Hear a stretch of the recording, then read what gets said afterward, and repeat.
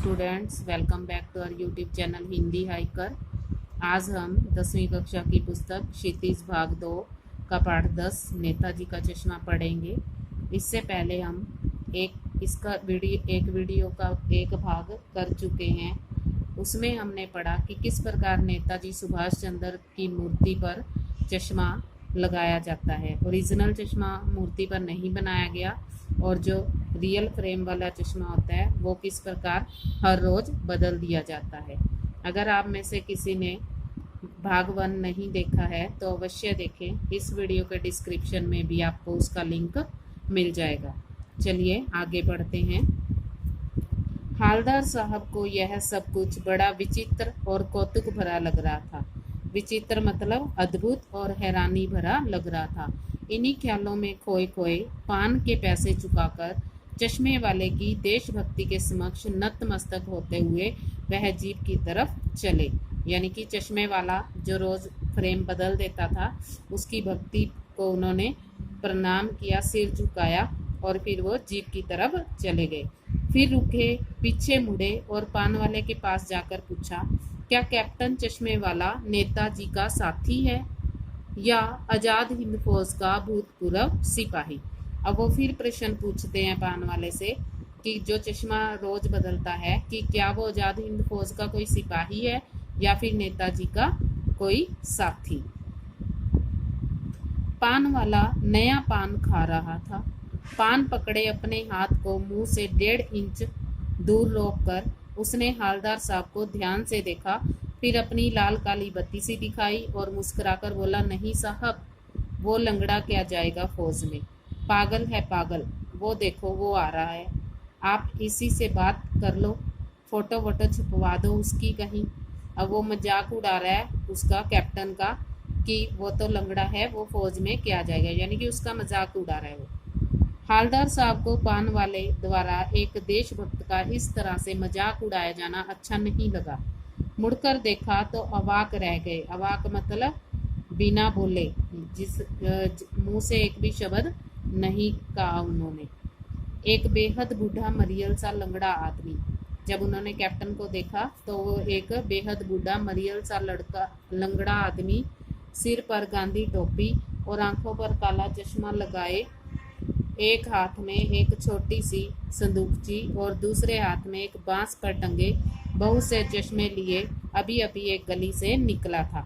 अब देखो भाई, इस तस्वीर के माध्यम से भी हम देख सकते हैं कि किस प्रकार नेताजी की, सुभाष चंद्र बोस जी की मूर्ति है और ये कैप्टन है चश्मे वाला जो एक बांस की लकड़ी पर चश्मे टांग कर घूमता है, फेरी वाला है, यानी कि बेचता है गलियों में जा जाकर। और ये किस प्रकार सुभाष चंद्र बोस जी की मूर्ति पर चश्मा लगा रहा है। चौक में ये मूर्ति दिखाई गई है, ठीक है।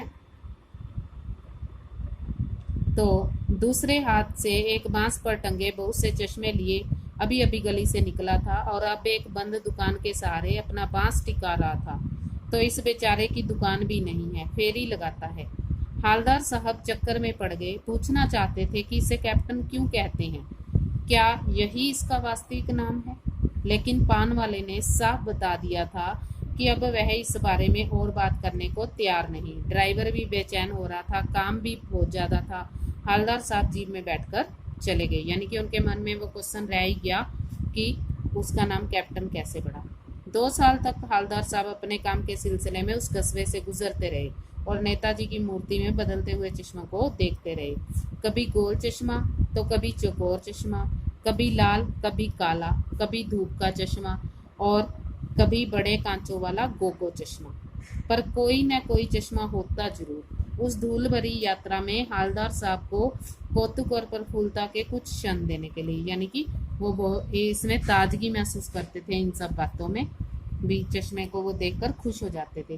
फिर एक बार ऐसा हुआ कि मूर्ति के चेहरे पर कोई भी कैसा भी चश्मा नहीं था। उस दिन पान की दुकान भी बंद थी। चौराहे की अधिकांश दुकानें बंद थी। अगली बार भी मूर्ति की आंखों पर चश्मा नहीं था। हालदार साहब ने पान खाया और धीरे से पान वाले से पूछा, क्यों भाई, क्या बात है, आज तुम्हारे नेताजी की आंखों पर चश्मा नहीं है? पान वाला उदास हो गया। उसने पीछे मुड़कर मुंह का पान नीचे थूका और सिर झुकाकर अपनी धोती के सिरे से आंखें पोंछता हुआ बोला, साहब कैप्टन मर गया। और कुछ नहीं पूछ पाए हवलदार साहब। कुछ पल चुपचाप खड़े रहे, फिर पान के पैसे चुकाकर जीप में जाकर बैठकर रवाना हो गए, यानी कि वहां से चले गए। बार बार सोचते क्या होगा उस कौम का जो अपने देश की खातिर घर गृहस्थी, जवानी, जिंदगी सब कुछ होम देने वालों पर भी हंसती है और अपने लिए बिकने के मौके ढूंढती है। कहने का मतलब अब उन लोगों के बारे में बात कर रहे हैं यहाँ पर हवलदार साहब कि ऐसे लोगों का क्या होगा जो देशभक्ति की भावना रखने वाले पर हंसती है। दुखी हो गए। 15 दिन बाद फिर उसी कस्बे से गुजरे। कस्बे में घुसने से पहले ही ख्याल आया कि कस्बे की हृदय स्थली में सुभाष की प्रतिमा अवश्य ही प्रतिष्ठापित होगी। हृदय स्थली मतलब बीच का स्थान, प्रतिष्ठापित मतलब स्थापित। लेकिन सुभाष की आंखों पर चश्मा नहीं होगा क्योंकि मास्टर बनाना भूल गया और कैप्टन मर गया। सोचा आज वहां रुकेंगे नहीं, पान भी नहीं खाएंगे, मूर्ति की तरफ देखेंगे भी नहीं, सीधे निकल जाएंगे। ड्राइवर से कह दिया चौराहे पर रुकना नहीं, आज बहुत काम है, पान आगे कहीं खा लेंगे। लेकिन आदत से मजबूर आंखें चौराहा आते ही मूर्ति की तरफ उठ गई। कुछ ऐसा देखा कि चीखे, रोको। जीप स्पीड में थी। ड्राइवर ने जोर से ब्रेक मारे। रास्ता चलते लोग देखने लगे। जीप रुकते न रुकते हवलदार साहब जीप से कूदकर तेज तेज कदमों से मूर्ति की तरफ लपके और उसके ठीक सामने जाकर अटेंशन में खड़े हो गए, सावधान खड़े हो गए। मूर्ति की आंखों पर सरकंडे से बना छोटा चश्मा रखा हुआ था। सरकंडा एक प्रकार की घास जो फोल्ड हो जाती है, जिससे हम कुछ बना सकते हैं, जैसा बच्चे बना लेते हैं। हवलदार साहब भावुक हो गए। इतनी सी बात पर उनकी आंखें भर आई, यानी कि उनकी आंखों से आंसू आ गए, क्योंकि एक छोटे से बच्चे द्वारा सरकंडे का चश्मा वहां पर बनाकर लगाया गया था। तो हवलदार साहब को इस बात को देखकर उनकी आंखें नम हो गई, क्योंकि उन्होंने सोचा कि देशभक्ति की भावना अभी भी बाकी है। यानी कि जो वहाँ के लोग थे वो मूर्ति के प्रति अपनी भावना को दर्शाते थे और छोटे से छोटे बच्चे के अंदर भी देशभक्ति की भावना अभी है, क्योंकि छोटे बच्चे ने ही चश्मा लगाकर बनाया था सरकंडे का चश्मा। तो उनको ये यकीन हो गया कि देशभक्ति की जो भावना है वो शून्य नहीं हुई है, अभी भी लोगों के अंदर देशभक्ति की भावना है।